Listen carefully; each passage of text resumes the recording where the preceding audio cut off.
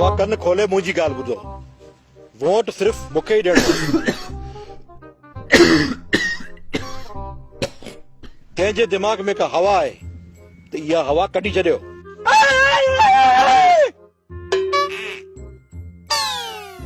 हिकु ई पार्टी आहे, मुंहिंजी पार्टी। हिकु ई निशान आहे, मुंहिंजी पार्टी जो निशान। थप्पो उन ई निशान ते हणणो आहे, ॿुधो?